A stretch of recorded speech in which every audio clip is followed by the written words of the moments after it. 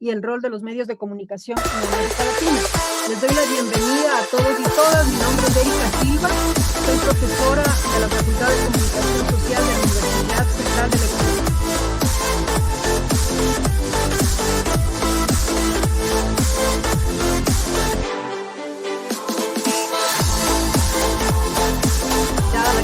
Integrante este año he organizado este coloquio considerando la importancia que tiene la temática de la democracia en nuestra región y también, por supuesto, en nuestro país. En ese sentido, pues, quiero agradecer, ¿sí?, a nuestros estudiantes, a los estudiantes que se han integrado este año, pues, al taller sobre esta problemática. Quiero agradecer a nuestros invitados e invitadas. También quiero agradecer a las personas que están conectadas a través de la plataforma Voces y la plataforma Hoja de Rutas que nos está transmitiendo en directo, y a quienes también quiero agradecer muchísimo por su cooperación. Y por supuesto quiero agradecer a mi invitado, al invitado nuestro de la Facultad de Comunicación Social, doctor Danilo Paz Balivián, un destacadísimo académico boliviano que colabora con nosotros esta mañana.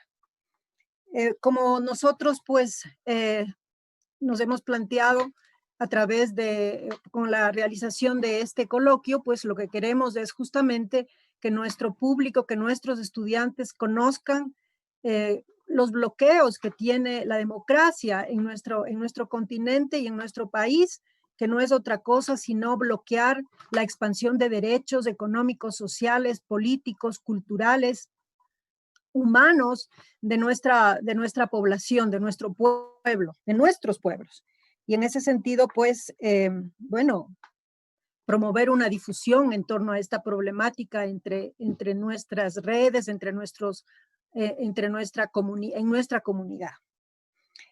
La modalidad del día de hoy, pues como la que hemos aplicado, va a ser una exposición de aproximadamente entre 20 y 30 minutos, ya que el doctor Paz es el único conferencista aquí ahora. Y luego se abrirá un foro en el que podrán intervenir el mayor número de personas que quieran hacerle preguntas a nuestro ponente. Así que sin más, le dejo la palabra a Juan Esteban Baldión, quien va a hacer la presentación del doctor Danilo Paz. Muchas gracias. Yo extiendo mi saludo a todos quienes están presentes en este evento. Danilo Paz Balivián es boliviano, máster en Ciencias Sociales por la Facultad Latinoamericana de Ciencias Sociales, Flaxo, sede México, y diplomado en Desarrollo Rural del Centro Agrícola de Italia. En su larga carrera docente ha impartido la cátedra en varias universidades del Sistema de Educación Superior Boliviano y del exterior. Es docente emérito de la Universidad Mayor de San Andrés, director del posgrado de Ciencias Sociales del Desarrollo y del Instituto de Investigaciones Sociológicas de la UMSA. Especialista en la cuestión agraria de su país, ha sido consultor nacional e internacional, registrando decenas de importantes publicaciones de libros, ensayos y artículos sobre sociología y desarrollo agrario. En la actualidad, se desempeña también como presidente del Colegio de Sociólogos de Bolivia. Así que damos la bienvenida a nuestro ponente el día de hoy. El doctor Danilo Paz va a presentar una conferencia titulada La clase media profesional y los procesos nacional populares Bolivia. Te damos la palabra, Danilo.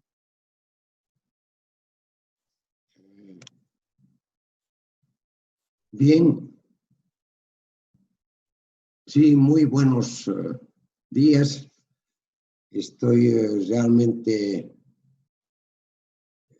agradecido de que me hayan invitado a este coloquio, y la temática que voy a abordar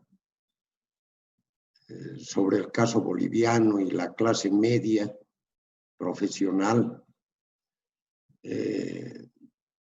bueno, voy a tratar de hacer una abstracción al momento actual, porque ustedes saben que no solo en Bolivia, pero particularmente en Bolivia, estamos viviendo una situación que podría catalogarse de una crisis social general.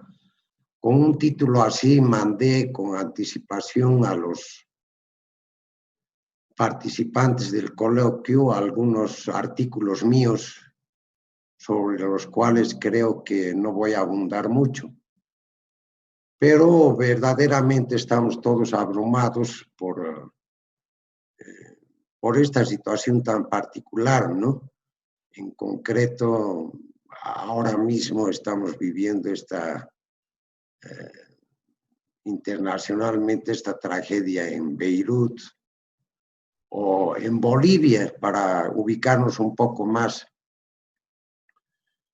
Me voy a referir particularmente a Bolivia porque René Zavaleta Mercado, un profesor mío y también de Erika Silva, él decía que cuando se conoce una realidad particular en detalle, se puede también conocer el mundo, ¿no?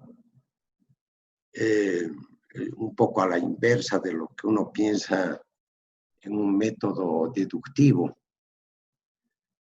El que conoce su realidad está más posibilitado a conocer también el planeta. Bueno, entonces me voy a referir a este caso, pero abrumado, por cierto, decía, por hechos también particulares aquí, ¿no? Nosotros tenemos un gobierno de 9 meses después del golpe de Estado al proceso de cambio. Tenemos casi 5 meses de cuarentena. Y bueno, no quisiera entrar en detalles, pero es un poco difícil hacer una abstracción para poder tocar esta temática que me he propuesto, ¿no? Entonces, en concreto, mi tema es el que he propuesto, se llama así la clase media profesional frente a los procesos nacional populares. Y dentro de ella, naturalmente, como clase media, tocar a los comunicadores, que es el tema que interesa sobre todo a este coloquio.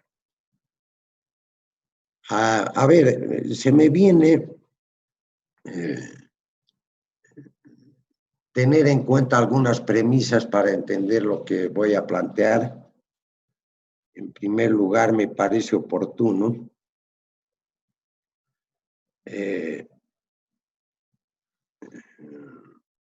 ahora que han aparecido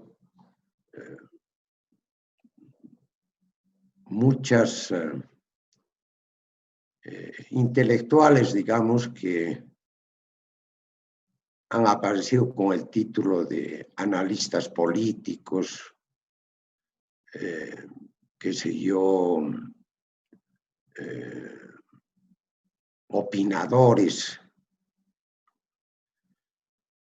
y otro tipo de manifestaciones que no siempre están, yo creo, enmarcadas en lo que podría llamarse cientistas sociales o sociólogos, ¿no?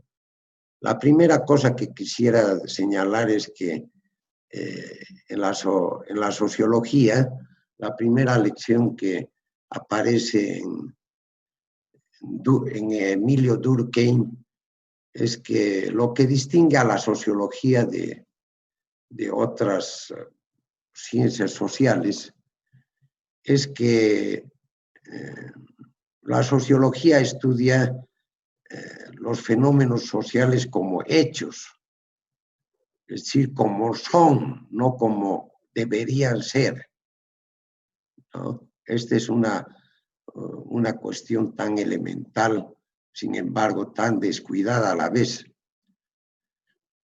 Es decir, la filosofía, incluso la psicología, la antropología, etcétera, puede darse ciertos lujos de hablar del deber ser, ¿no? En cambio, la sociología tiene la particularidad de observar los fenómenos como son, no como deberían ser. aquí sin ánimo de peyorativo para nada, los comunicadores sociales pueden, digamos, también decir, ¿no? Pueden explayarse en explicar cómo debería ser o qué se está haciendo mal, etcétera. En cambio, la sociología es un poco más fría como esta. Entonces, a ver, por decirlo de otro modo, el hombre es un animal político, pero no es un animal sociológico, ¿no? Todo es político en última instancia, pero la sociología tiene esta particularidad de ver las cosas como son, no como deberían ser, recalco. Es una primera premisa para entender el planteamiento. El segundo es que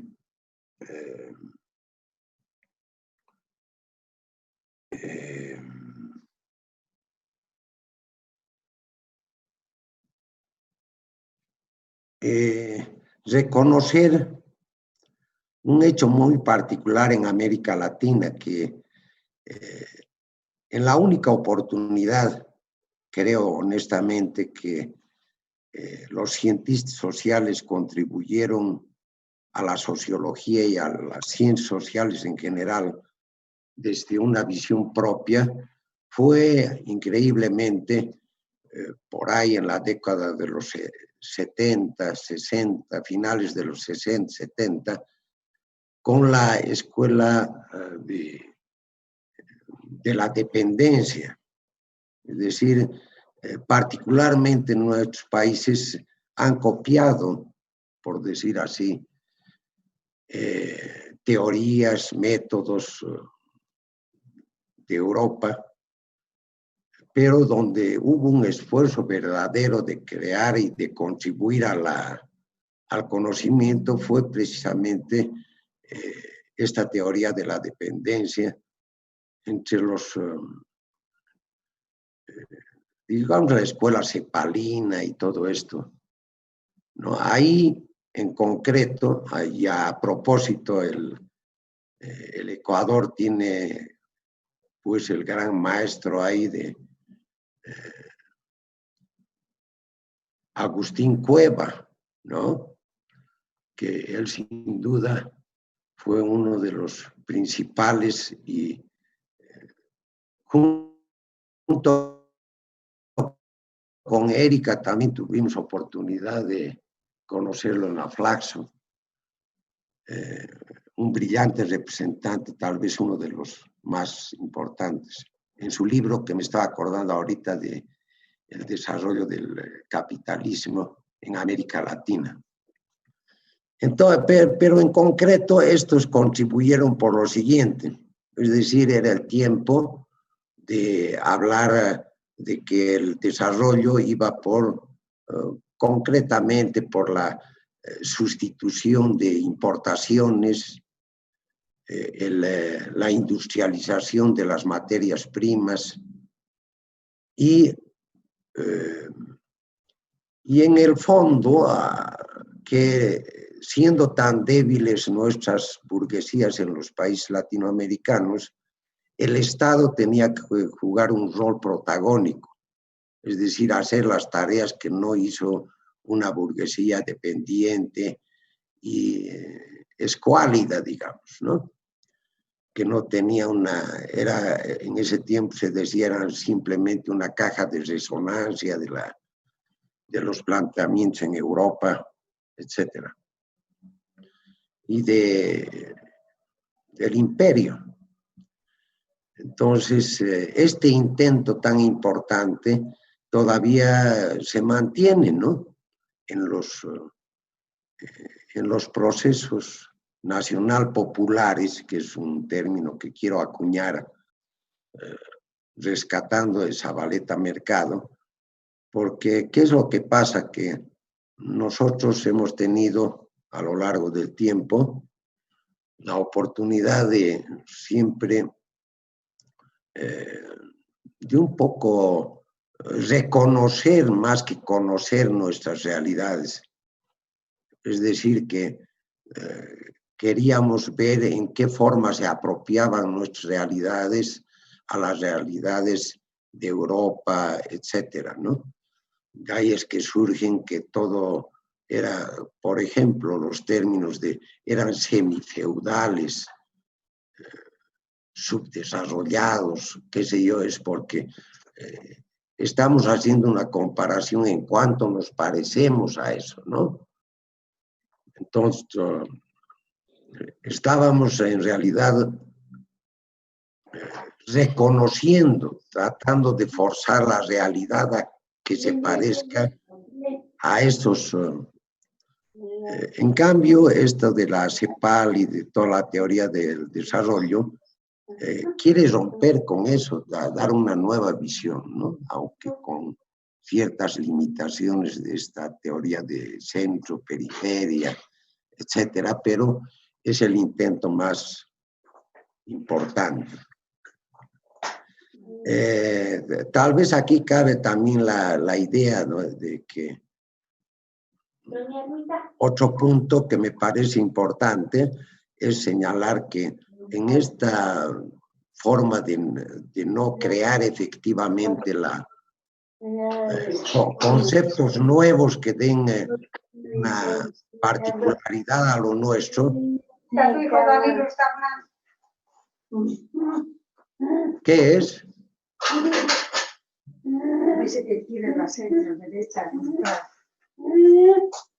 ¿Se escucha perfectamente? ¿Sí?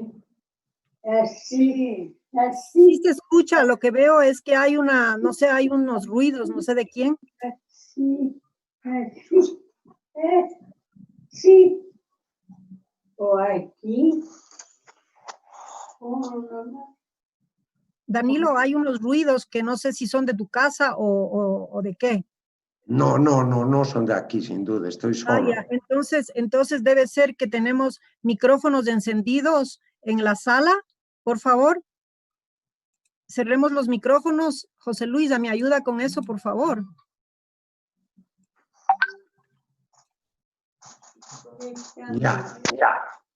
Ya, ahora está bien, ya. Perfecto. Seguiremos. Te decía yo estas premisas fundamentales, ¿no? Para entender un poco lo que quiero señalar a la temática. Es esto de que en esta nuestra manera de repetir, de tratar sobre todo la ortodoxia, de ver en cuánto nos parecemos en vez de crear un conocimiento propio, es que surgen estos grandes dilemas, ¿no? Por ejemplo, tal vez esto sea más concreto, cuando aparecen fenómenos o procesos de liberación nacional, unos más profundos que otros en América Latina, entonces tienen la particularidad de ser catalogados, por ejemplo, como populista, digamos, que no están en arreglo a la democracia formal. Entonces viene toda una incomprensión de estos procesos, ¿no? Yo me animaría a decir de que tenemos ese complejo. No nos cuesta decir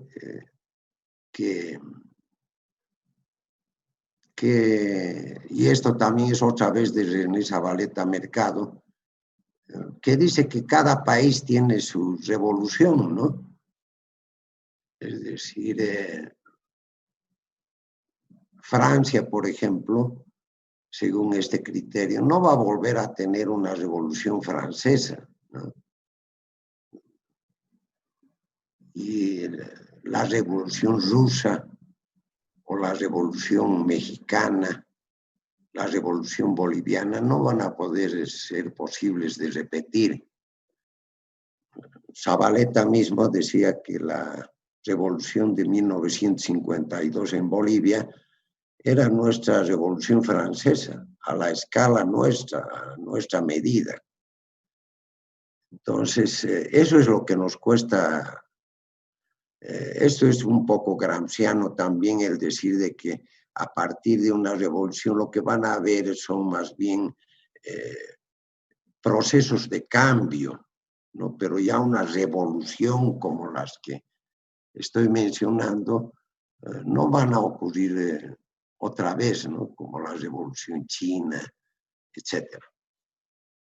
Entonces, cada país tiene su oportunidad y la ha usado como ha podido en función de sus posibilidades y correlaciones de fuerza. Este es un hecho también importante a tener en cuenta. Y el otro es, hace un poco a la metodología de la investigación. Si yo estoy recordándome de mis clases ahí, precisamente en la Flaxo de México, donde si algo había de rescatable de la escuela altuseriana, era que el método de investigación Althusser dice que es como el proceso de producción, es decir, que la teoría es un medio, no es un fin. Es decir, la teoría son los instrumentos, los sistemas conceptuales que trabajan sobre un producto para tener un conocimiento luego incrementado mayor sobre una materia prima. Es como un proceso productivo. En cambio, nosotros, y la ortodoxia, asumió la teoría como un fin en sí mismo. Entonces teníamos que demostrar que macanudo era Marx o no sé qué, cuando lo que teníamos, la teoría está hecha para conocer la realidad, para ahí es donde surgen nuevos conceptos, al conocer una realidad particular.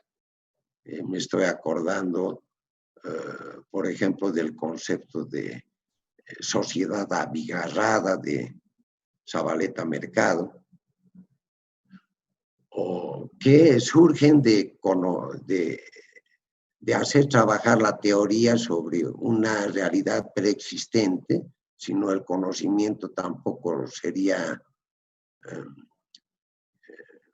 digamos, no tendría la posibilidad de ir en crescendo, ¿no? Ahora,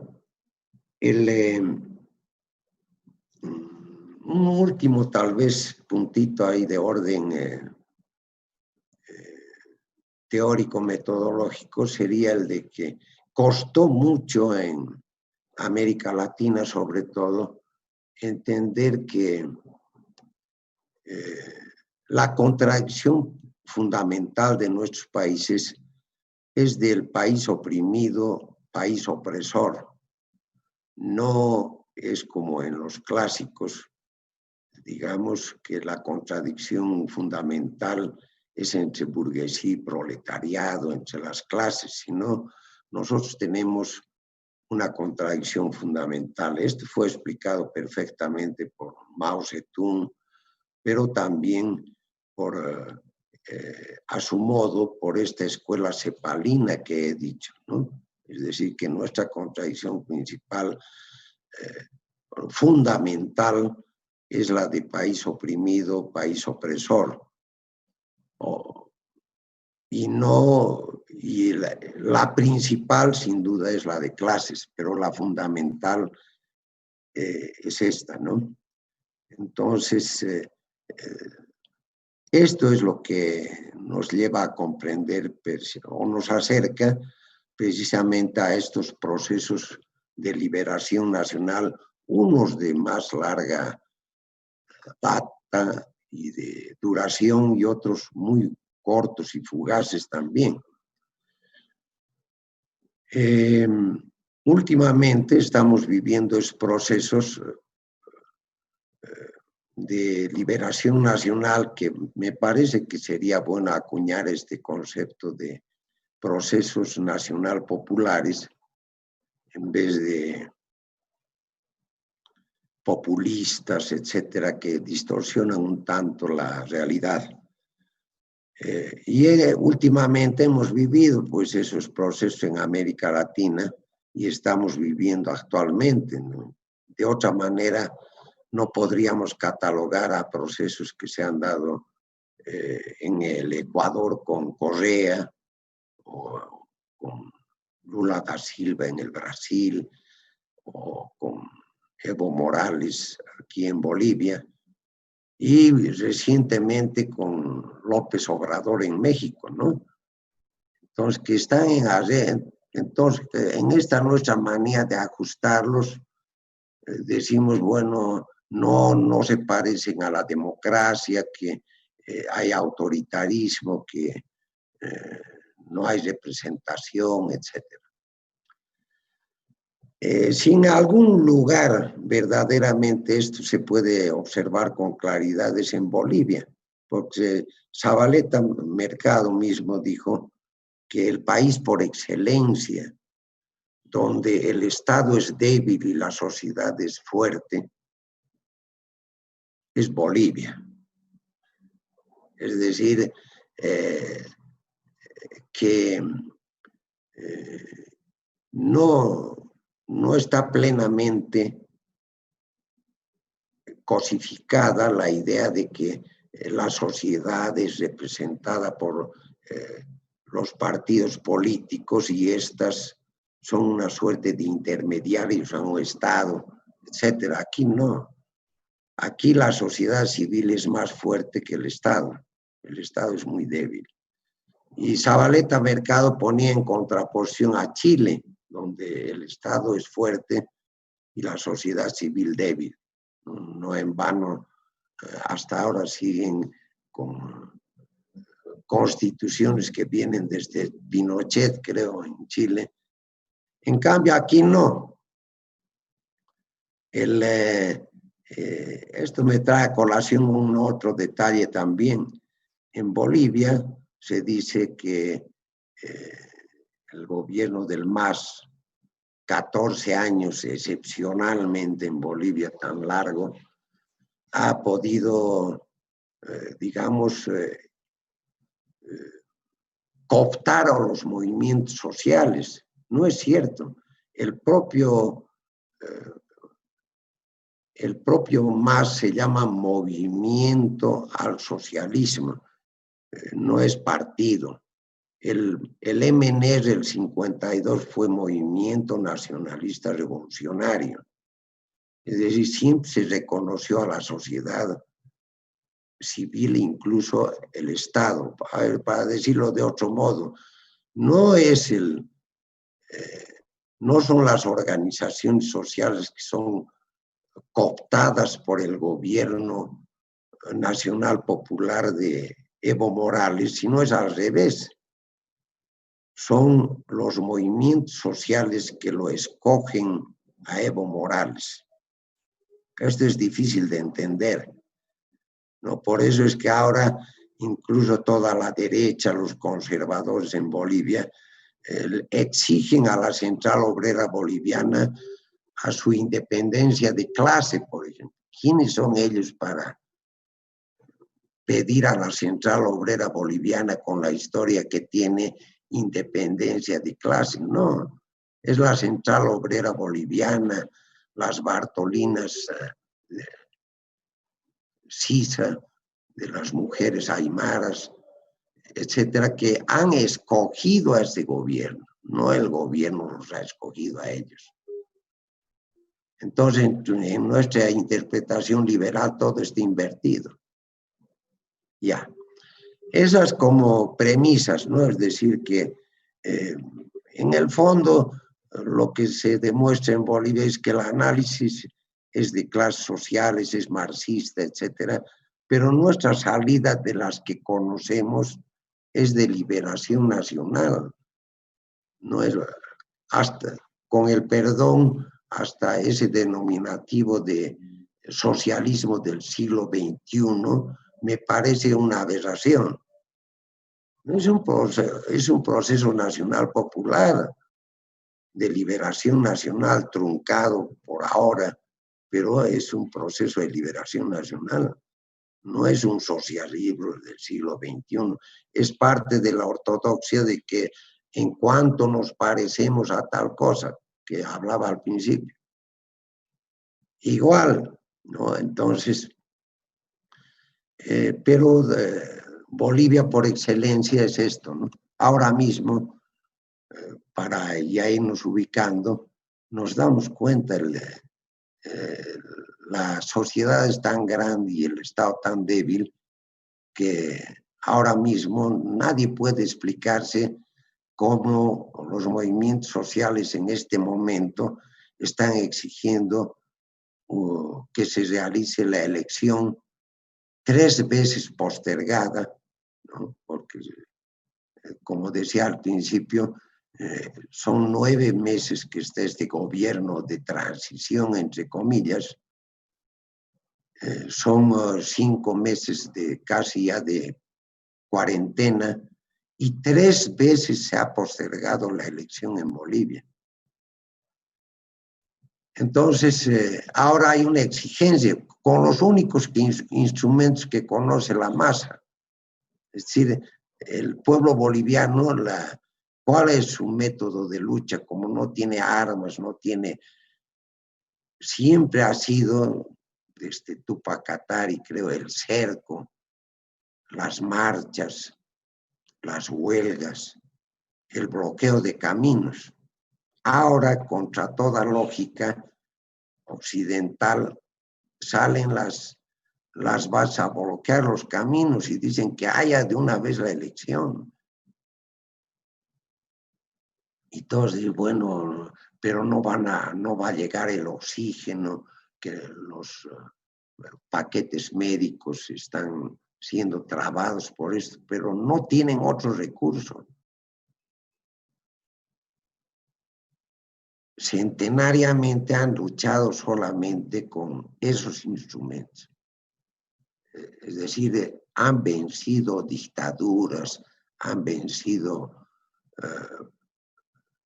procesos de neoliberalismo de 20 años en Bolivia, solamente a través de las marchas, bloqueos y huelgas. Es decir, es un método. Ahorita parece medio irracional eso, pero no puede un pueblo íntegro estarse equivocando si es el único recurso que tiene. Bueno, entonces esas son las cosas que un poco me ubicarían en este contexto. Un último acercamiento que quisiera hacer es el de que nos va a acercar a la comunicación, es el análisis de las clases medias. Si alguna contribución fundamental ha hecho Pierre Bourdieu, es de clarificar esto de una manera concreta. Él dice, con el término de clase media nosotros juntamos muchas cosas. Hay una clase media que vive de sus conocimientos y habilidades, como por ejemplo Erika o Danilo Paz, ¿sí?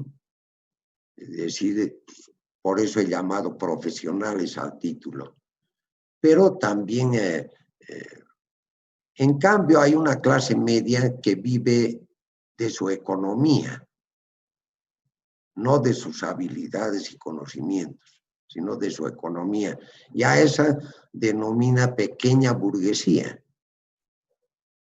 Entonces, a la que me voy a referir es a esa clase minoritaria, pequeña, de la clase media que vive de su conocimiento y especialidades dentro de la sociedad.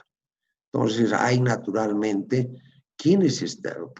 En Bolivia se ha dicho que el proceso de cambio ha aumentado a la clase media a 3 millones de la ciudadanía, el proceso de cambio, pero no se está haciendo esta distinción.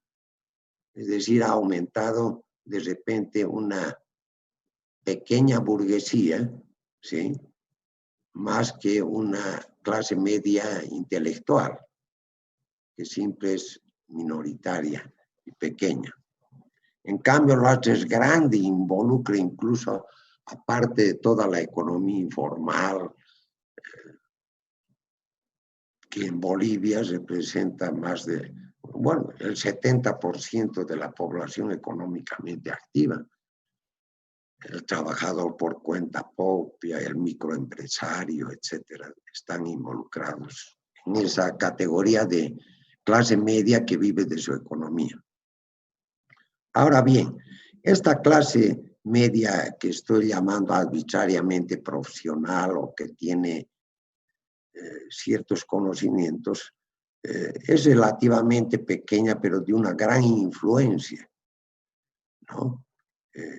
Son precisamente los comunicadores sociales, son la clase política, son las élites de los militares, el clero, las élites del clero y de los militares, etcétera, que componen esta clase media que estoy llamando profesional. Y es entonces dentro de esto que hay que ubicar al comunicador social.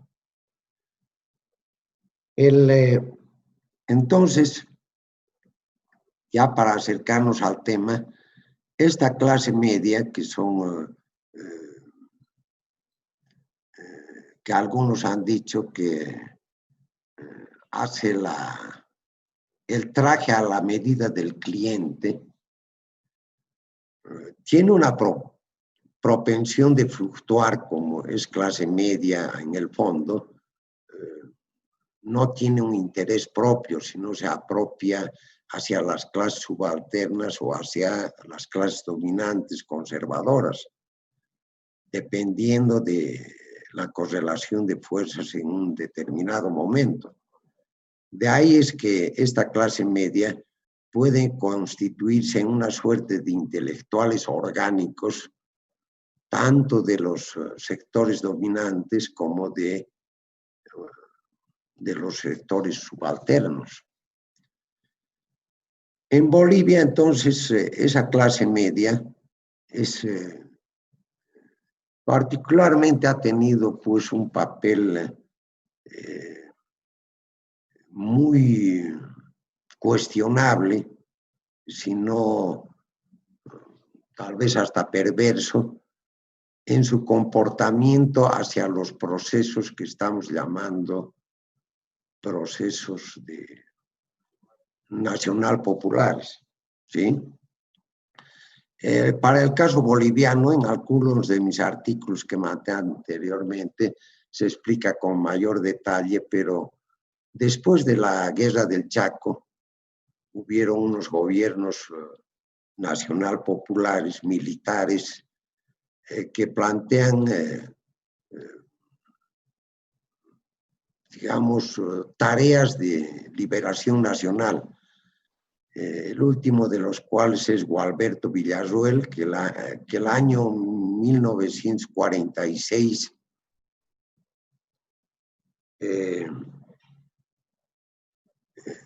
es derrocado por una oligarquía, pero también por una clase media, esta clase media política.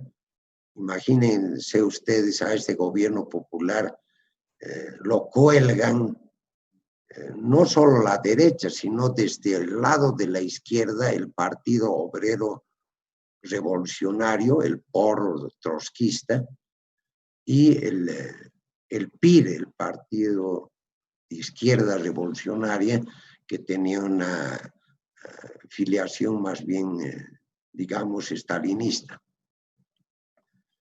Por motivos distintos, ¿no? Lo catalogan a este patriota como neofascista, dictador, que no, etcétera, ¿no?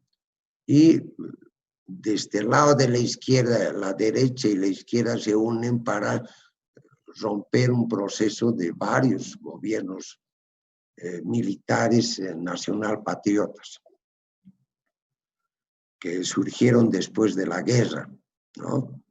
A propósito de la guerra, Zabaleta Mercado también decía que la guerra tuvo un elemento subjetivo muy particular, es decir, las gentes que fueron a la guerra, que sobre todo eran indígenas, trabajadores, colonos, etcétera, se preguntaron, dice Zabaleta, si somos iguales en la muerte, ¿por qué no podemos ser iguales en la vida? De repente ahora con la pandemia también el pueblo boliviano y también América Latina en general se va a preguntar nuevamente eso, si somos iguales en la muerte, ¿por qué no podemos ser iguales en la vida? ¿No? Querido Danilo, tienes 5 minutos. Ya. Entonces, mira, para resumir un poco, este proceso que he dicho del colgamiento de Villarroel, que es un proceso de liberación inconcluso, se repite en Bolivia. Después existe otro momento en el gobierno de Obando y de Torres, donde también se abre un proceso nacional de capitalismo de Estado. Antes está, el 52, de la Revolución Nacional se ha hablado mucho, pero en realidad duró solamente de 1952 hasta el 64, donde había cogobierno con la Central Obrera Boliviana, había el control obrero, bueno, pero este fue cortado y otra vez uniéndose la izquierda infantil con la oligarquía, tumbaron el 64 desde la izquierda y la derecha a un proceso nacional. Eso se repite el 71, ¿no? Con el gobierno de Torres. En todos esos procesos, además, me dio la nacionalización de los hidrocarburos. La que ha hecho Evo Morales en este último proceso nacional es la tercera nacionalización de los hidrocarburos. Entonces, pero saltándonos a la actualidad por razones de tiempo, el proceso más largo que ha habido de estos procesos de liberación nacional populares es precisamente el del proceso de cambio, ¿no? Que desde el 2006 está hasta el 2019, el de Evo Morales. Entonces, ahí otra vez hay una tarea de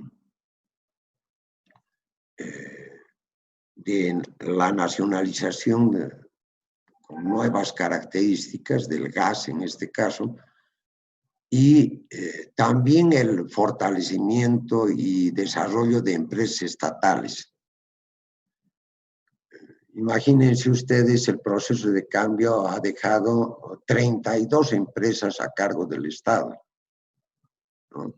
Pero sistemáticamente, decía yo hace un momento, lo que se ha construido en 60 años se puede destrozar en un año. Imagínense ustedes en estos 9 meses se ha paralizado la separación de líquidos de nuestro gas para nuestra exportación. Se ha liquidado se ha paralizado otra vez nuestra exportación del potasio y litio en el salar en los salares bolivianos, el de Coipasa sobre todo. Se ha parado la empresa de fabricación de urea. se está, digamos, un último contrato que ha hecho Yacimientos Petrolíferos Fiscales Bolivianos hace 2 días, una adenda con el Brasil, liquida la posibilidad de la fundición de hierro del Mutum, porque una condición con esta empresa era de que haga el gasoducto para la fundición del hierro, el Mutum. Ahora le han salvado eso con una adenda, entonces han postergado para mucho tiempo otro de los grandes hitos del desarrollo boliviano, que es la fundición del hierro del Mutum, la explotación y industrialización. Entonces estamos en una situación crítica. Y aquí quiero lo último decir, esta clase media entre las cuales tiene una principalísima importancia, no en vano se dice que la comunicación es el cuarto poder del Estado, la influencia grande que tiene. Desde el primer día de gobierno de Evo Morales, de la apertura del proceso de cambio, ha habido una constante crítica, ¿no? Desde la izquierda, refugiada esta vez en otro tipo, los 20 años de neoliberalismo que anteceden al proceso de cambio, la izquierda se mimetizó. En realidad, esa clase media se mimetizó en las organizaciones no gubernamentales, en fundaciones, en emprendimientos de defensa del medio ambiente, de la equidad de género, etcétera, todo esto. Pero en el proceso de cambio fueron excluidos. Entonces, sistemáticamente desde el primer día, esa clase media, entre los que incluyo a los comunicadores, tuvieron una crítica constante, ¿no? Pero una crítica que al final, en su remate, como está demostrando la situación actual, no es que estos críticos que de repente con buena intención quieren una democracia formal más establecida, quieren un sistema de partidos, etcétera, y se vieron excluidos estos de las ONGs de este proceso de cambio.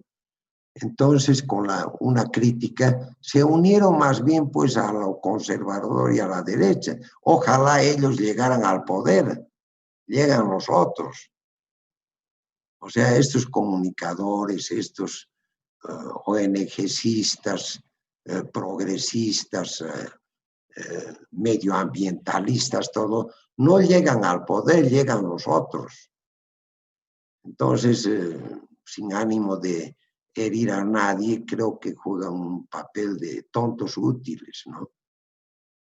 Aquí ha habido sistemáticamente una crítica de la comunicación social y de los partidos de izquierda y de todo eso al proceso de cambio que, ¿por qué? Porque, otra vez volviendo al principio, quieren que quieren repetir esta rutina, quieren que el gobierno sea como ellos quieren, entonces, no como son en realidad. Ahí viene otro autor boliviano que es Sergio Almaraz, contemporáneo de René Zabaleta Mercado, que murió a sus 39 años, lamentablemente, pero él decía que la revolución no es como un escaparate, que uno puede escoger lo bueno y desechar lo malo. La revolución es un bulto que hay que tomarlo con las cosas buenas o malas que tenga, pero porque es lo único que tenemos. Entonces, ahí viene la reflexión. Eso es lo que no acabamos de comprender y cada vez nos prestamos a este corsi y recorsi. Vivimos, como decía otro autor nacional boliviano, que es Carlos Montenegro, su libro se llama Nacionalismo y Coloniaje. Entonces vamos reproduciendo un ciclo neoliberal o liberal y otro ciclo proteccionista, un ciclo colonial y otro ciclo nacional. No acabamos de romper ese ciclo, ¿no? Y ahora estamos en esa emergencia precisamente. Yo creo que la comunicación social, que es, ¿cómo podría decir? El comunicador es no solamente es clase media y fluctúa entre estos extremos, sino que es en realidad preventivamente un oficialista siempre. Si está con el ganador, porque de eso depende su pega. A ver si con eso provoco un poquito a las preguntas. Muchísimas gracias, Danilo. Me pareció muy excelente tu exposición y muy sugerente, y creo que hay muchas preguntas que se han hecho a través del chat. Yo quiero pedir a Juan Esteban que si recopiló las preguntas, que las plantee, y lo mismo a Ruth, pedirle si en la plataforma hay preguntas, y entonces podemos hacerle las preguntas a Danilo, y no sé si hay personas que quieran hacer las preguntas a través del micrófono. Yo me reservo al final, si es que hay tiempo, para hacerle un par de preguntas a Danilo. Ya en el chat sí tenemos algunas preguntas, entonces voy a dar lectura. Son 3. La primera dice, ¿por qué las oligarquías bolivianas lograron sacar a Evo Morales de la presidencia pese al respaldo popular? Y comenta, Bolivia con el proceso de MAS ha sido un punto y aparte en América Latina. Otra pregunta dice puntualmente, ¿cuál fue el rol de los medios de comunicación en el derrocamiento de Evo Morales? Y tenemos otra pregunta en el chat que dice, en 14 años, ¿por qué no se pudo trabajar con las Fuerzas Armadas para defender el proyecto del MAS? Esas son las preguntas que tenemos aquí en el chat. Yo también tengo una pregunta en la plataforma y voy a dar lectura. Dice, ¿el proceso nacional popular tiene posibilidades de ser retomado después de las elecciones que vienen?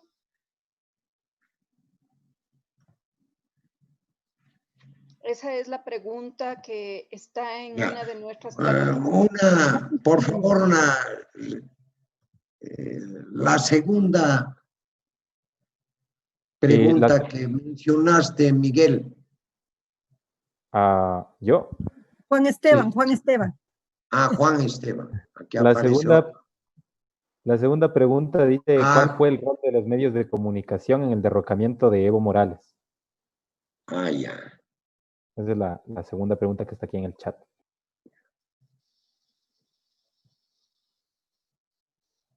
Bien. Empezaré entonces por el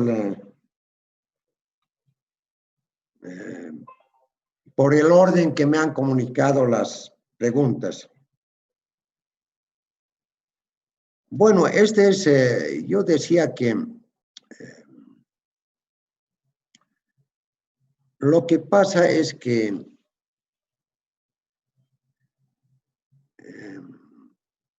cuando yo señalaba que el Estado la sociedad es más fuerte que el Estado, particularmente en Bolivia, es que me estaba refiriendo a que la sociedad es dominantemente corporativa en Bolivia.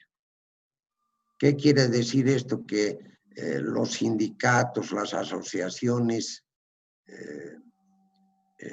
la central obrera en grande, las federaciones, etcétera, son más importantes pues que los partidos políticos y que todo eso. Y eso vale no solamente para las clases subalternas, sino también para las clases dominantes. Por ejemplo, por decir algo, la Cámara Agropecuaria del Oriente de Santa Cruz es también corporativa y es de un gran poder decisorio, ¿sí? No solamente en la base están las Bartolinas, la Central Obrera Boliviana, los sindicatos abajo, sino también arriba hay una organización de tipo corporativa, ¿no? Entonces, el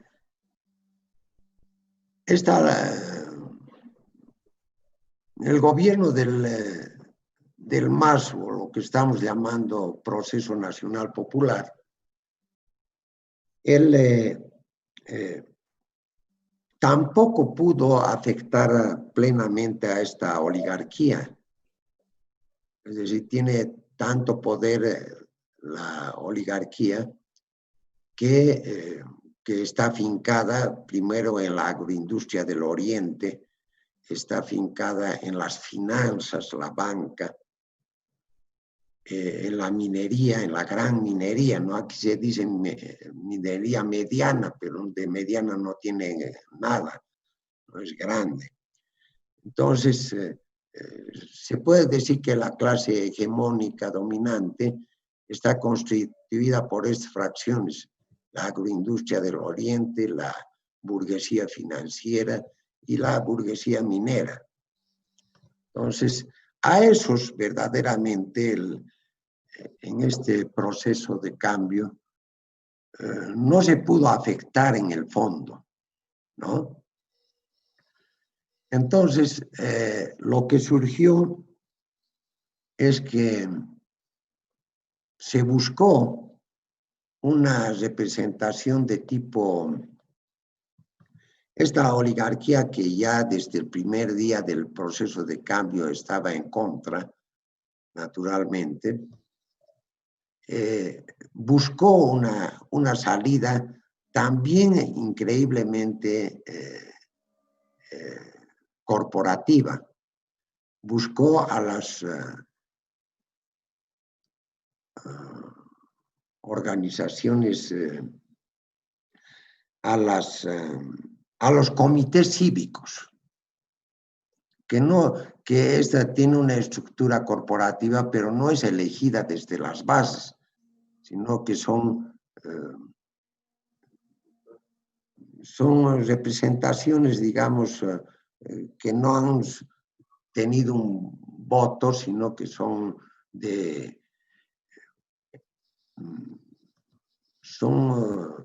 representaciones cívicas, se dice, que tuvieron alguna importancia en momentos determinados que hay en cada departamento. Y en realidad es que la oligarquía, que antes he mencionado, haya este instrumento de los comités cívicos, y no todos, concretamente el Comité Cívico de Santa Cruz y de Potosí, ¿no? Y no es casual que sean esos dos comités cívicos. ¿Por qué? Porque en Potosí está el litio, que es nuestro último recurso natural, digamos, y nuestra posibilidad de un desarrollo, y Santa Cruz, ¿no? Que es donde está afincada la mayoría de esta fracción dominante de la oligarquía, la agroindustria del Oriente.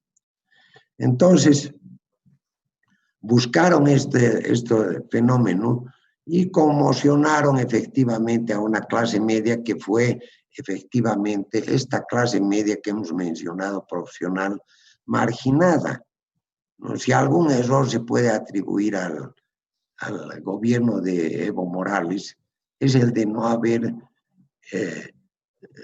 digamos, incluido a esa clase media.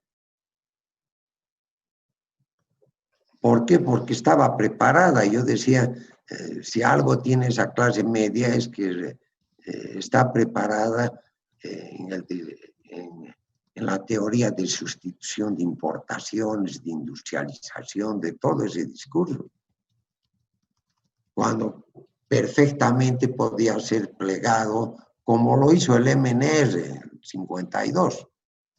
En cambio, este proceso dijo, de donde vienen nuestros males no pueden venir nuestros remedios. Los excluyó verdaderamente a esos burócratas que eran ávidos de entrar al proceso. Para eso eran entrenados, pero no fueron convocados. Y tampoco ellos hicieron el esfuerzo de entrar aquí. Bueno, entonces, es esa relación, ¿no?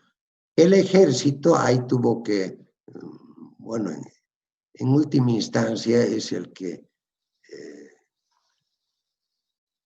determinó para Bolivia larga estadía de Evo Morales, 14 años en Bolivia, un siglo, ¿sí?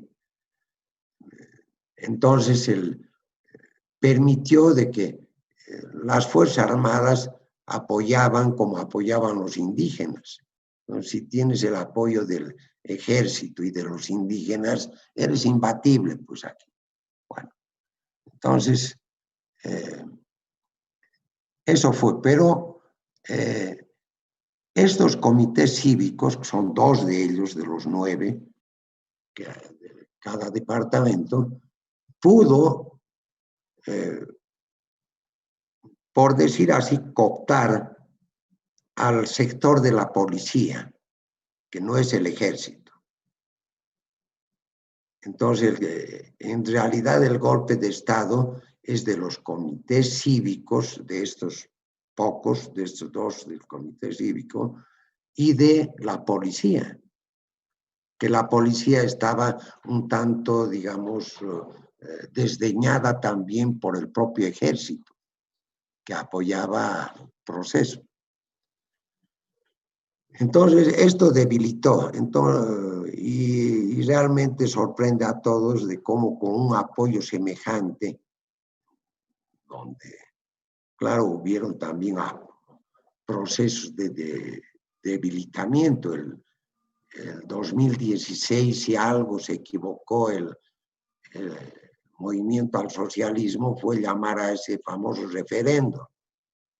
Innecesario, inoportuno, etcétera, pero que marcó nomás la división que tiene el país, el 50% que apoyaba el proceso militantemente y 50% que no estaba conforme. Eso fue el referéndum del 2016.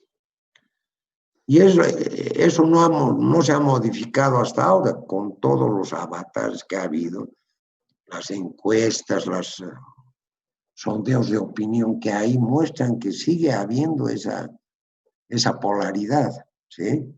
Entonces el ejército, en esto quiero concluir a la primera pregunta,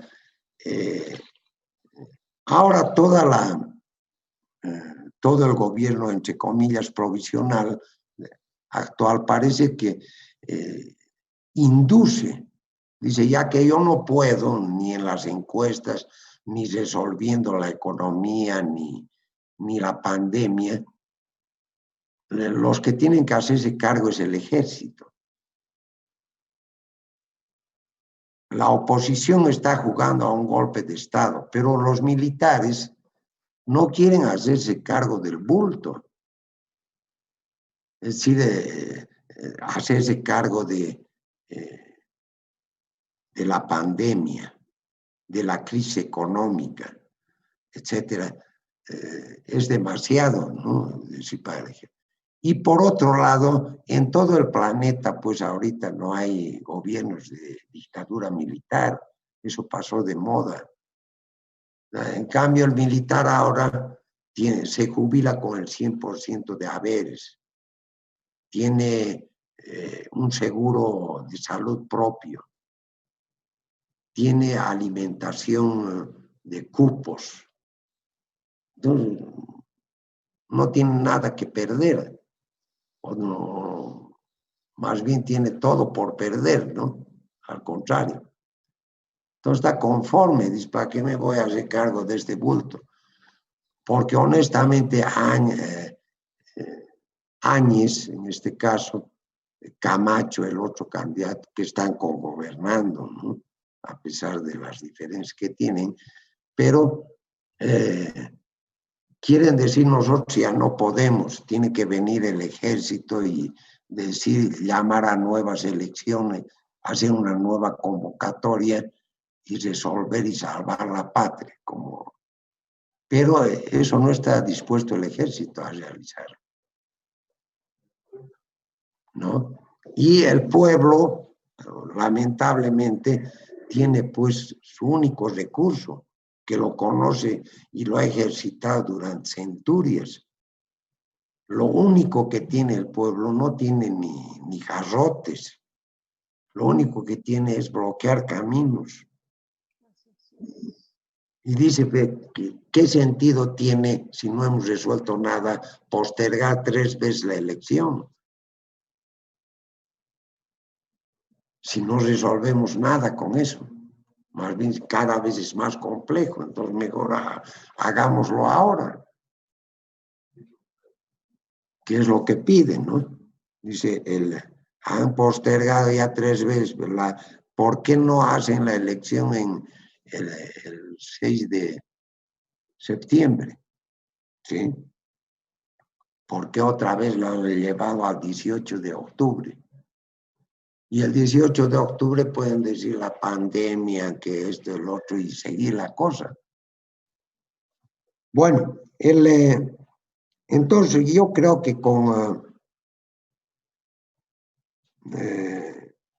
eso un poco responde también a eso de la tercera pregunta, que era de las Fuerzas Armadas, ¿no?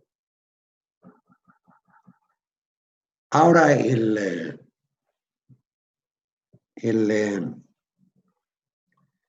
esto del papel de la comunicación es extraordinario, ¿no? Se ha dicho que es un quinto poder del Estado, pero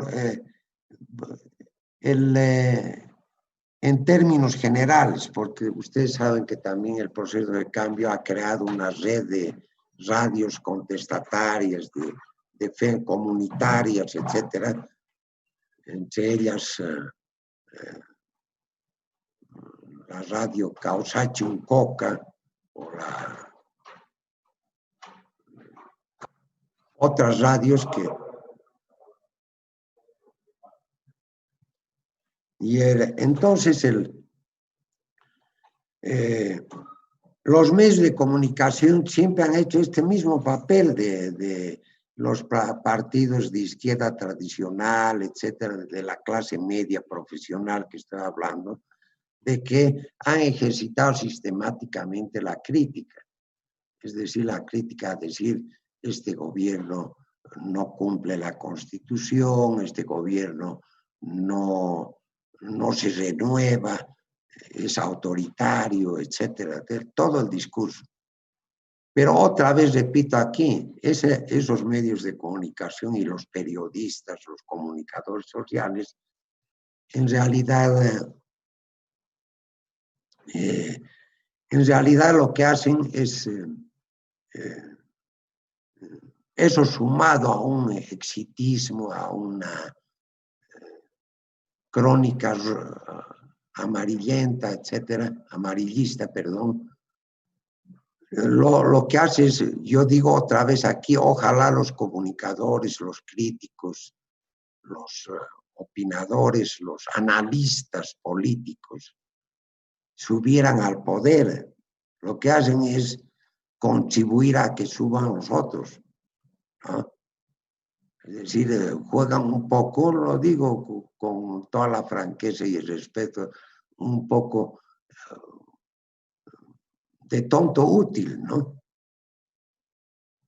¿Quién no está de acuerdo en la defensa de los derechos humanos, en la protección del medio ambiente, de la lucha contra el patriarcalismo, contra todos, ¿no es cierto?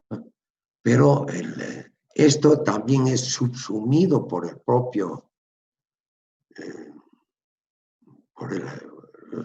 por el propio imperio. Es decir, son las temáticas profundas, son subsumidas por el propio capitalismo. Y eso es lo que hay que, me estoy acordando de Benedetti esta vez, cuando dice el capitalismo tiene 2 o 3 enfermedades, pero la peor es su salud de roble, ¿no? Entonces, esto subsume todo, esas luchas tan originarias, tan legítimas de la preservación del medio ambiente, de la equidad de género, de todo esto, son también pues manejadas por los propios organismos internacionales. Y su medio de comunicación siempre es la prensa, es la comunicación. Y aquí habría que decir, aquí hay fenómenos extraordinarios. Se me ocurre también en América Latina que hay medios de comunicación que son verdaderos creadores de opinión, ¿no? Así en términos graves, serían partidos políticos, ¿verdad? Si es que crean opinión, una propuesta, etc. Entonces, ese rol, no quiero incursionar en el otro, ¿no? Que es el de las redes sociales, etcétera, que es más complejo y ustedes lo conocen de sobra. Pero yo creo que, igual que toda la clase media, los comunicadores tienen este rol a veces un tanto inocente, a pesar que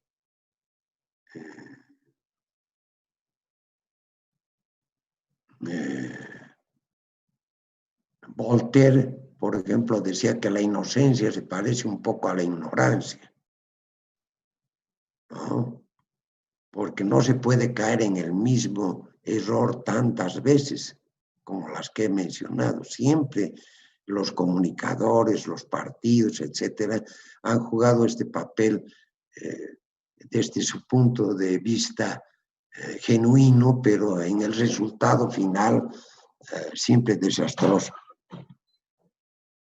Ahora, la última es esa de si la nueva, si este proceso puede volver. Claro que sí.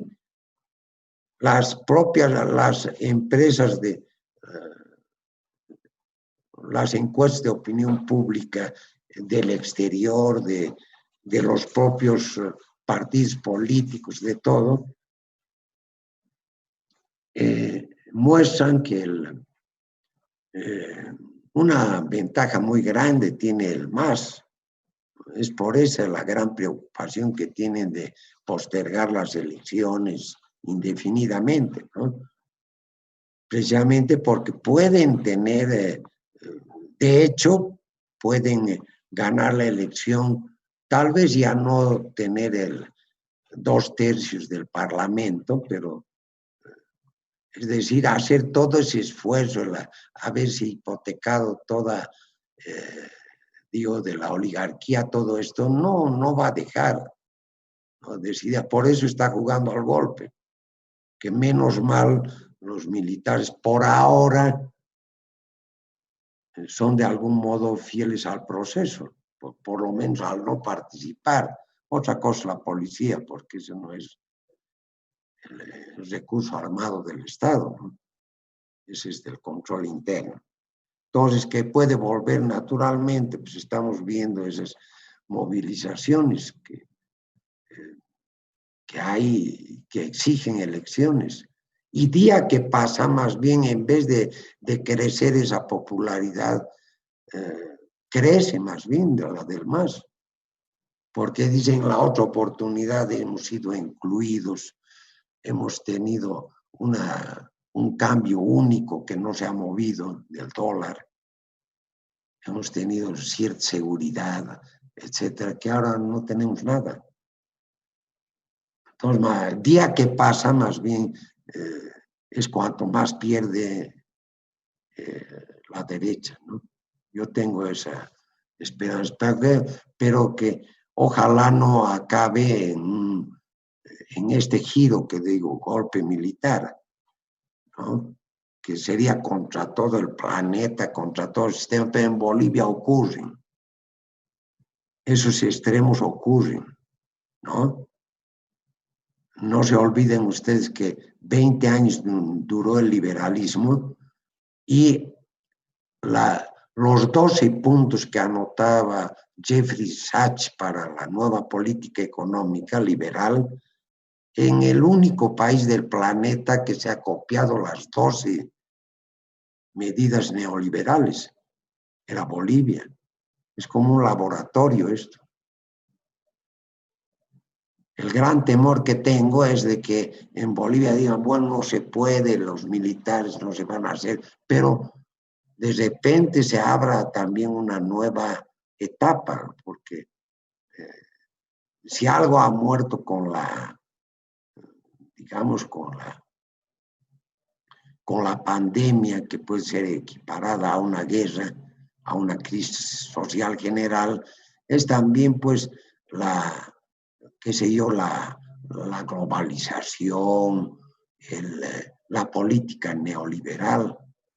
Ninguno de los partidos actualmente puede siquiera atreverse a plantear lineamientos de la política neoliberal. Hoy, Áñez, por ejemplo, o Camacho, que son los representantes de la oligarquía que estamos llamando, no pueden hablar pues de evaluación monetaria, no pueden hablar de achicar el Estado, de reducir el gasto público, etc. Están privados de lo que quieren hacer, no pueden ni siquiera decir. Entonces esa es una ventaja comparativa que creo que el pueblo boliviano es invencible y en su conjunto no puede equivocarse.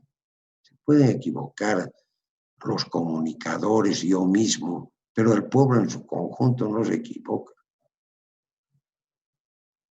Entonces puede, pues, el proceso de cambio reconstituirse de una manera absolutamente distinta, naturalmente. Eso. Ahora sí. Muchísimas gracias, Danilo. No sé si tenemos tiempo todavía. Tal vez sí, una pregunta que yo quería hacer es que acá pues también se presentó la misma contradicción entre el gobierno de la Revolución Ciudadana y las ONGs.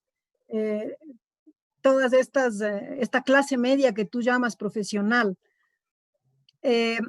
Yo tengo claro por qué aquí hubo ese divorcio, ¿no? Pero no sé qué pasó en Bolivia, por qué no incluyeron a ese sector, por qué no lo incluyó Evo Morales. No me queda claro eso. Muy bien. Me parece excelente la duda.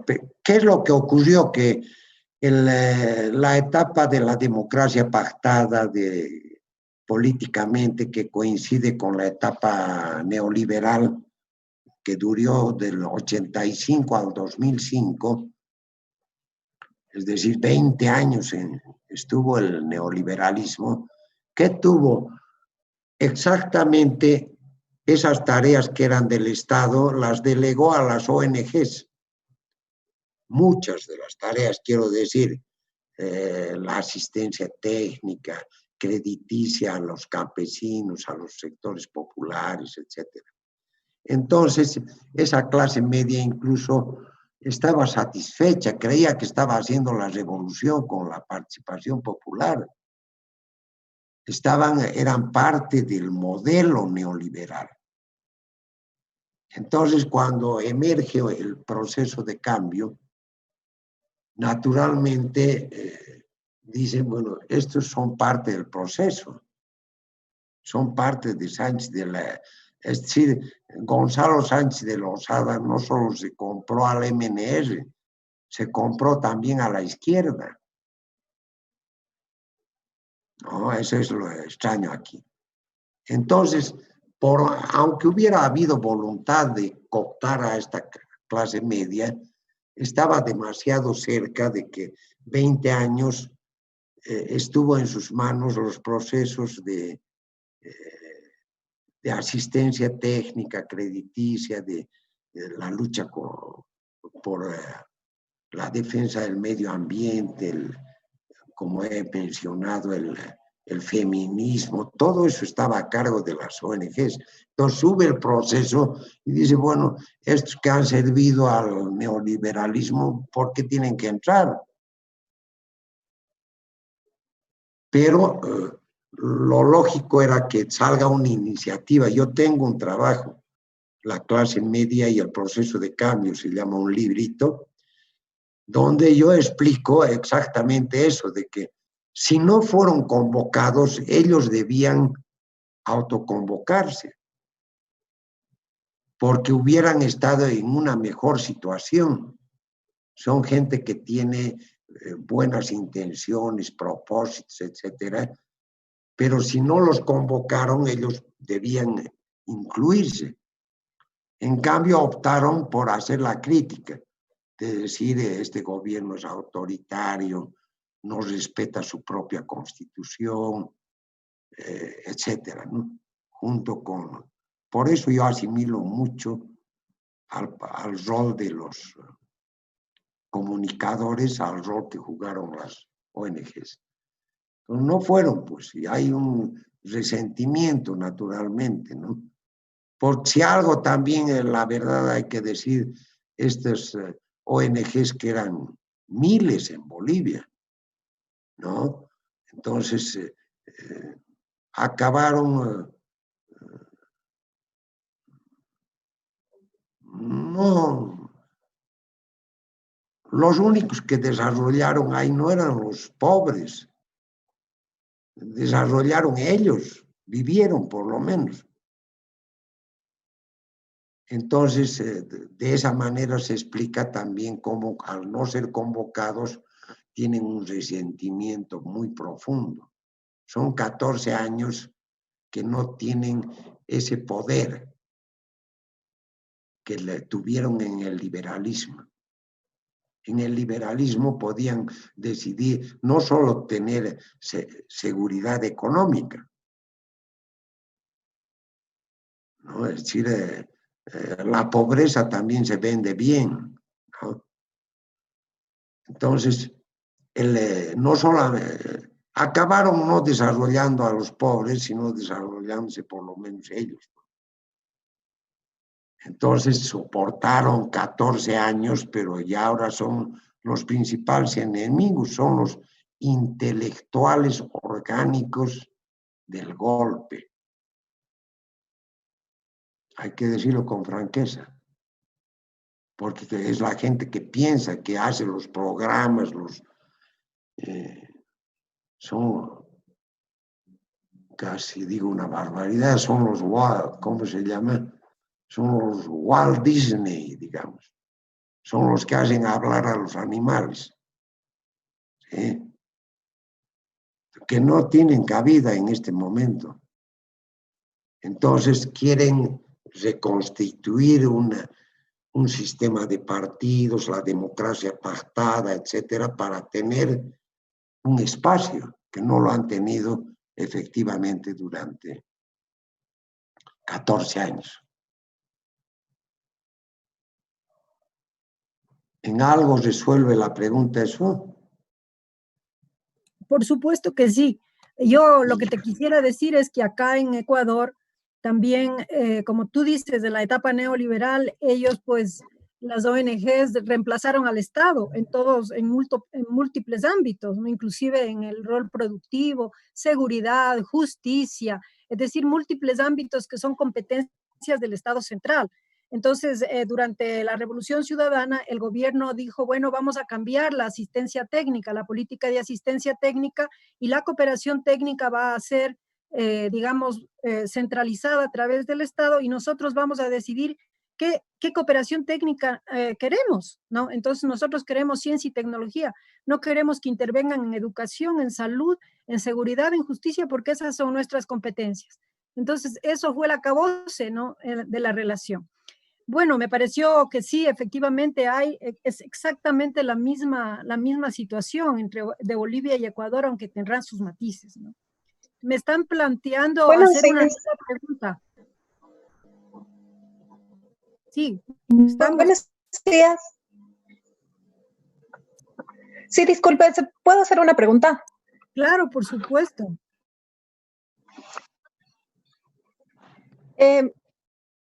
Bueno, muchas gracias. Ha estado muy interesante todo. Yo tengo una pregunta respecto a esto que mencionaban de qué tan fortalecida está la parte de la sociedad en Bolivia a través del sindicalismo. No sé si es que habría una explicación de por qué aquí en el Ecuador no es así, y si es que hay alguna, no sé, alguna manera a través de organización estudiantil o a través de la misma comunicación, si se puede tratar de fortalecer o cómo podemos hacer para fortalecer esta parte más de la sociedad. Favor. ¿Puede activar su cámara? ¿Sí? ¿Me escucha? Sí, pero si puede activar su cámara. Claro, ya ahí por ahí la activé. Buenas. Ya, no sé si me escucharon, pero era un poco... sí, ajá, o sea, siempre me ha interesado, o sea, sí, no he conocido tanto el proceso boliviano como a profundidad, pero tenía más o menos una idea, pero lo que sí siempre he destacado de alguna manera es esta fortaleza como de la parte sindical, obrera, es muy notorio. Acá en Ecuador yo siento que no pasa lo mismo. O será ignorancia mía, o al menos yo no lo percibo de esa forma. Pero no sé si desde, o sea, ¿qué podríamos hacer? Desde la comunicación se puede hacer algo con medios comunitarios, o se puede hacer algo desde tipo organizaciones estudiantiles. ¿Cómo podemos fortalecer esa parte, o cómo se podría, o cómo ha sido más o menos el proceso boliviano? Yo sé que cada país tiene sus procesos, pero no sé si por ahí hay tal vez alguna luz para nosotros. Gracias. Danilo. Sí. Todavía no me han... ahora sí. Bueno, no, pues eso es conocido en la historia política latinoamericana, que Bolivia tenía una casi centralidad obrera, por ejemplo, hasta no hace muchos años. Los partidos políticos de izquierda tenían que tener representación en la Central Obrera Boliviana, ¿no? O sea que se esforzaban por estar en la Central, porque era el poder, ¿no? de la izquierda. A tal punto que Zabaleta Mercado dice que en un momento determinado los sectores populares estaban representados por la Central Obrera Boliviana y el ejército representaba a la oligarquía. Jugaba como partidos políticos. Ya es que nunca en Bolivia fue eso, también es parte de nuestra alienación cultural.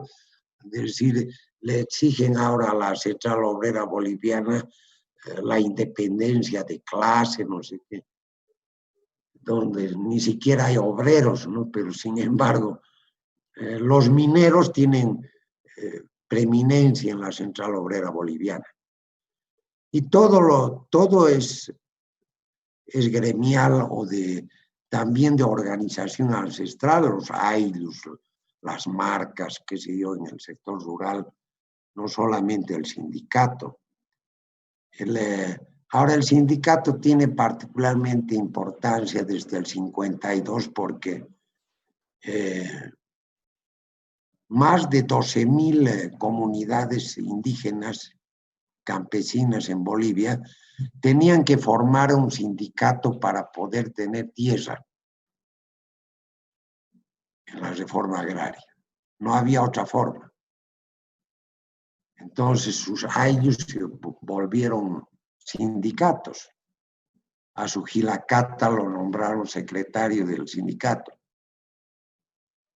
Y de ahí vienen los sindicatos, ¿no? Es un poder muy grande. Entonces, y es parte de la debilidad del Estado. Hegel decía, el Estado es la síntesis de la sociedad, no sé qué, aquí no hay eso. No, el Estado es tan débil y la sociedad es la que en última instancia decide, ¿no? Y es al revés de lo que uno cree, pues, no es, había dicho esta cosa tremenda que habría que irla con pinzas viendo, no es el Evo que elige a las organizaciones sociales, las organizaciones sociales lo eligen a Evo. Claro, es lo más parecido a lo de ellos, ¿sí? Pero el verdadero poder está ahí, es corporativo, no es de partidos. Eso puede uno juzgar como retraso, no sé qué, pero esa es la realidad. Ahora del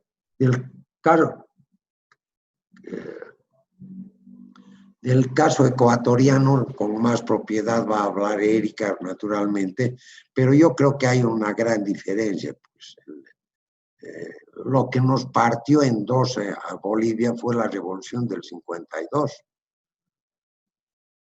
¿no? De repente se quiebre, si me corriges, verdaderamente recién se da en el Ecuador con Correa, no lo que hemos nosotros tenido hace 70 años. O sea, yo creo que ahí hay una diferencia, ¿no? Que aquí sí, la revolución nacional es con propiedad llamada revolución, la del 52. ¿Por qué? Porque cambió modos de producción.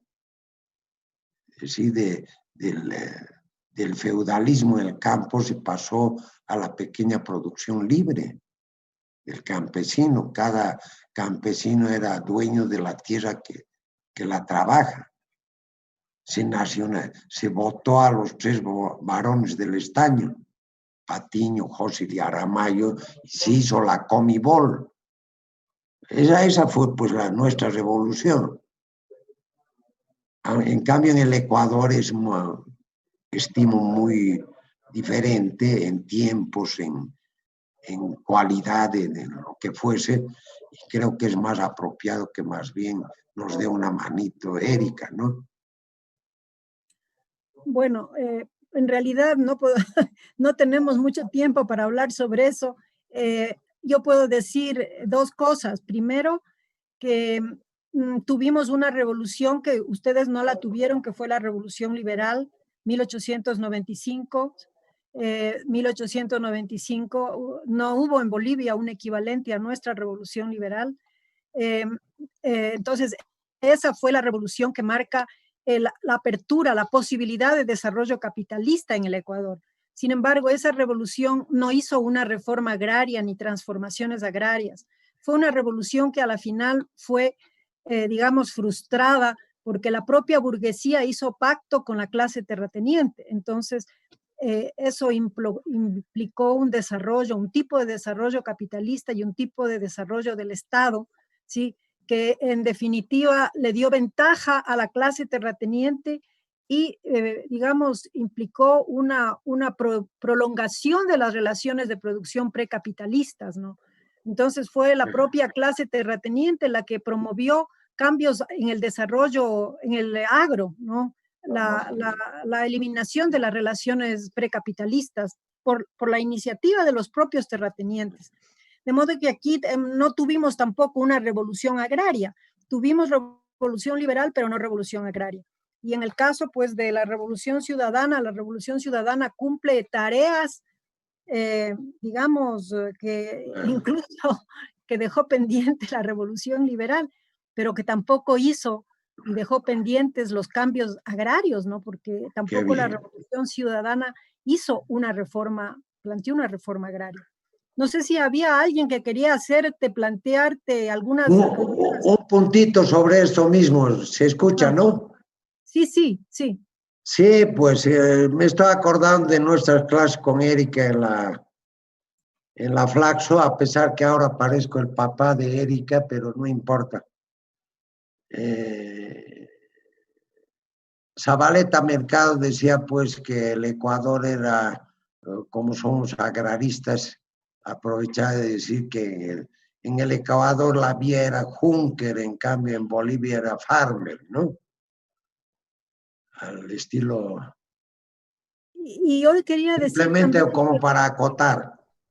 ya, y quería decir con relación al corporativismo que también nosotros somos una sociedad corporativa, porque acá, por ejemplo, las gremios pesan mucho más que los partidos, pero que el corporativismo tampoco es tan fuerte. Si nos ponemos a pensar, por ejemplo, alguien decía que los sindicatos acá son débiles, bueno, el neoliberalismo destruyó,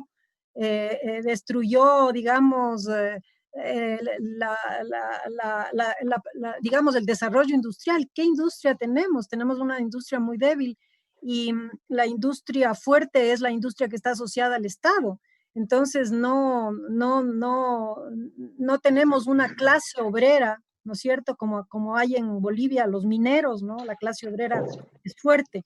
Acá no tenemos eso. Y el movimiento indígena, pues, que efectivamente es un gran gremio, podríamos decir, que es de la CONAIE, la CONFENIA, etcétera, pues tampoco ahora son tan fuertes, ¿no? Lo fueron, pero ahora no son tan fuertes.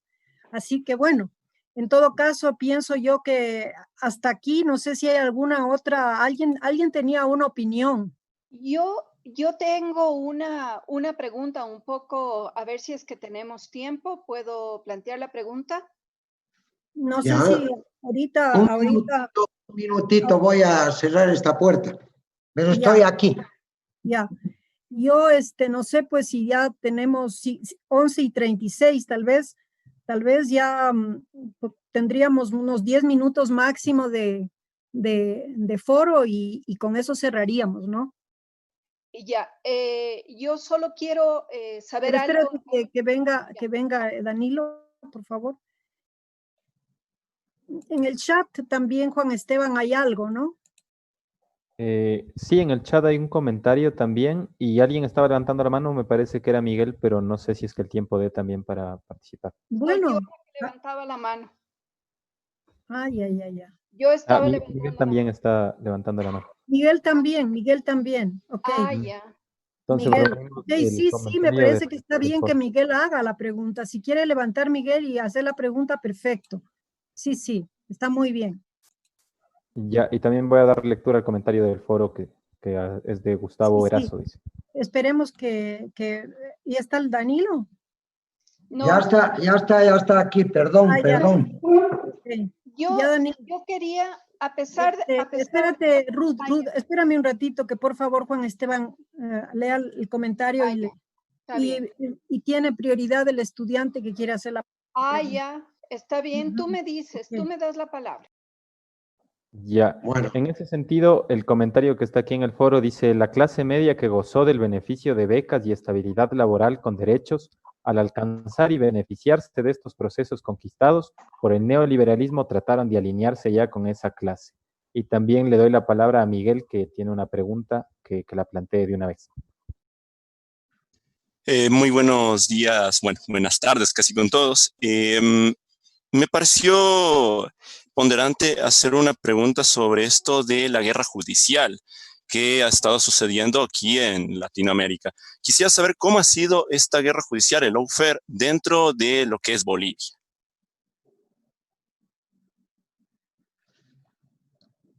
Migueles, ¿no? Ya, perfecto. Yo creo que, a ver,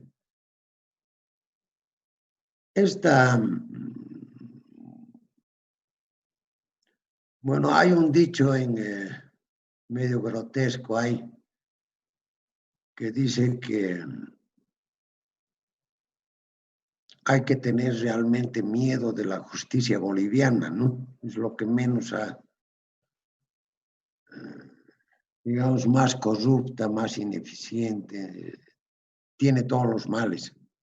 pero sin embargo siempre ha sido utilizada por el Poder Ejecutivo, por el Poder Legislativo, el Poder Judicial, tanto en la etapa liberal, donde facilitaban todos los procesos, con una diferencia muy grande. En la etapa liberal, recuerdo muy bien que las leyes anticipaban a los hechos, como guardándose lo que iban a hacer, ¿no? Les pongo un caso. Gonzalo Sánchez Lozada, que era un gran minero, es de la minería mediana, que aquí es la gran minería, tiene el nombre desde el 52, privatizó los trenes, ¿no? En este proceso neoliberal, pero puso una cláusula ahí. Dijo, pero no pueden suspender el tramo de Porco hasta la costa. Y era su mina. La de Porco era de Sánchez Lozada. Entonces dijo, les regalamos todo el tren a precio de gallina muerta, pero yo tengo que exportar mi mineral hasta la costa. Esa partecita no me la tocan. Y hizo una ley antes de privatizar los ferrocarriles. Entonces, y así en todo. Primero estaba la ley, luego se procedía. Igual con los gastos de representación ¿cómo se llaman los gastos? Públicos, que eran privados, etcétera. Él siempre hacía la ley y luego accionaba. En cambio, en el proceso de cambio era al revés. Es famosa el dicho ese que repite hasta el cansancio la oposición, que dice, hagan nomás, decía el Evo, y ya los abogados lo van a arreglar. En cambio, los liberales arreglaban primero y luego hacían el delito contra el Estado. En ese sentido, de repente eran más precavidos, inteligentes, ¿no? Bueno, pero ahora la justicia, también todo, ¿no? La persecución se sabe. Ahí está el caso paradigmático en el Brasil, ¿no? Cómo la justicia puede sacar a un contendiente del proceso cuando se ven perdidos, ¿no? Aquí también hay intentos de sacar del proceso. De hecho, ya lo sacaron de candidato a Evo Morales y a Álvaro García Linera, ¿no? Pero al nuevo candidato incluso quieren hacerle, o no, ya han empezado juicios sobre el fondo indígena, sobre otro tipo de cosas, cuando él era ministro de Economía. Estoy hablando de Luis Arce. Entonces, la justicia en el último tiempo también ha servido para eliminar pues a los adversarios, ¿no? Pero si algo caracteriza, no quiero herir a nadie, pero aquí hay un dicho vulgar ahí que dice que hay que temer al amigo peruano, a la justicia boliviana y a la mujer chilena. ¿No? Pero no, de eso olvídense. Bueno, eso es. Ya sí, se ha enojado Erika de mi última parte, ya, bueno. No debería reírme, Danilo, en realidad, por lo que estás diciendo. Sí. No debería reírme, no sé, me río porque era algo que oíamos en la época que fuimos compañeros hace muchos años, pero en realidad no debería causarme mucha gracia. Pero bueno, No, no, Carmen. Ruth, ¿tú tenías algo también, una pregunta adicional? Sí, yo tenía una pregunta adicional. Ahora con este manejo perverso de las redes, de las fake news, de Cambridge, del caso Cambridge Analytica, ¿cómo contrarresta o no contrarresta tener una sociedad civil fuerte? En Bolivia también tenemos lo que nos está pasando acá en nuestros países, que no tenemos sociedades civiles fuertes y caemos presos de este manejo perverso de las redes, de esta fabricación de mentiras día a día, ¿no? Primero lanzo la mentira y luego trato de comprobar. Hasta ahí mi pregunta. Bien. Por el tiempo voy a responder a esto con un hecho fáctico. He mencionado que hubo un erróneo referéndum el 2016 aquí en Bolivia, pero sucedió un hecho muy particular que entraña a la parte subjetiva que creo que se está haciendo alusión en este caso. Salió el caso Zapata, no sé si han escuchado ustedes. Todas las redes hablaban de un hijo no reconocido de Evo Morales, que tenía como compañera a una rubia de farmacia, no sé qué cosas. Bueno, entonces empezaron a desprestigiar, a herir esto, y todo fue digital, ¿no? A tal punto que había sido elegido unos mesecitos antes, reelegido Evo Morales con más del 60% de apoyo, indiscutiblemente, o sea, en primera vuelta, todo eso. Bueno. Pero al poco tiempo hace el referéndum y eso cae hasta 49%.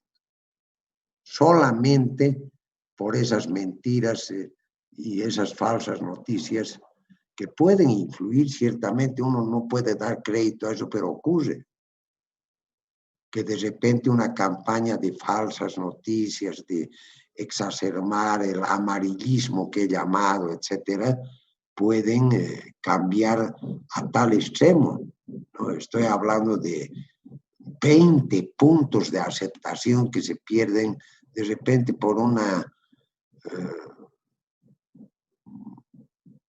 y como todas las mentiras tienen algo de verdad seguramente, pero miren el tamaño, el despropósito que produce.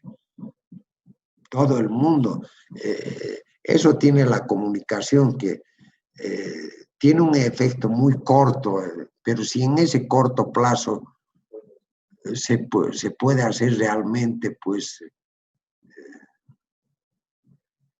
todos ustedes han conocido cómo en época de campaña se afecta al candidato por el lado más peligroso, ¿no? De esto. Y eso es lo que ocurrió con el mentado caso Zapata.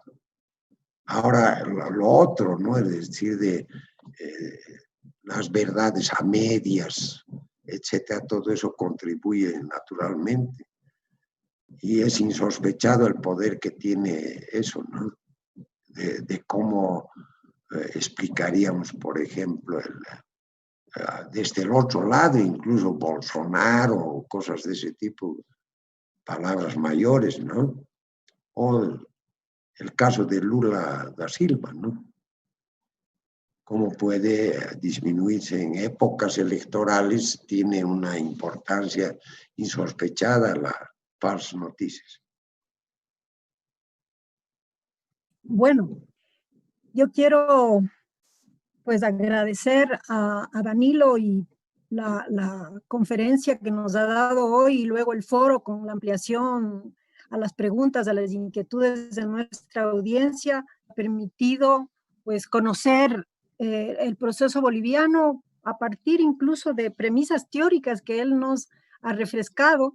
desde la sociología, nos ha hecho pues un recorrido por la historia breve de Bolivia, un breve recorrido por la historia de Bolivia y conectando con los procesos presentes y planteándonos los problemas, pero al mismo tiempo las potencialidades y fortalezas que tiene Bolivia. Yo quiero rescatar el optimismo del doctor Danilo Paz Balivián en torno a la continuidad de la Revolución Nacional Democrática, ya quizás con otro tipo de proyecciones o nombres, o de lo que él llama este proceso nacional popular o procesos de liberación nacional, que esperamos que efectivamente en Bolivia sean recuperados con la lucha de las masas, ¿no?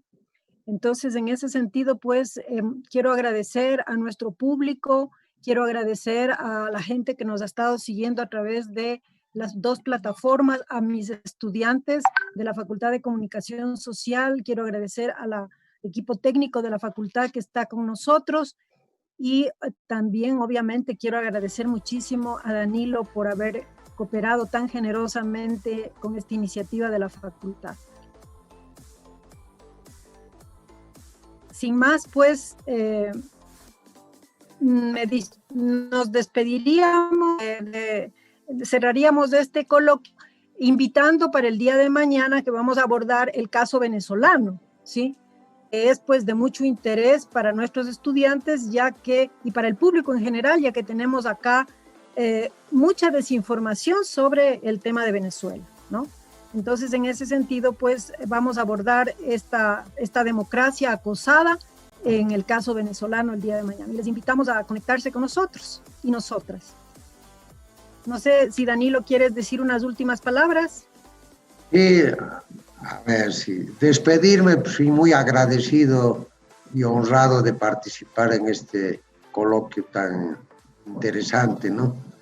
Y de repente a los estudiantes comunicadores que de repente he planteado un panorama un tanto sesgado, pero yo creo que los comunicadores tienen esa posibilidad de escoger entre constituirse en intelectuales orgánicos de las clases subalternas o de la oligarquía. Siempre va a haber esa opción, ¿no? Tal vez eso. Bueno, gracias pues por todo y hasta luego. Ya, gracias también, Danilo. También quería agradecer a las dos multiplataformas que nos han estado dando apoyo y nos han permitido llegar a una mayor audiencia estos días, ¿no? Bueno, me despido. Muy buenos días y que tengan una feliz tarde.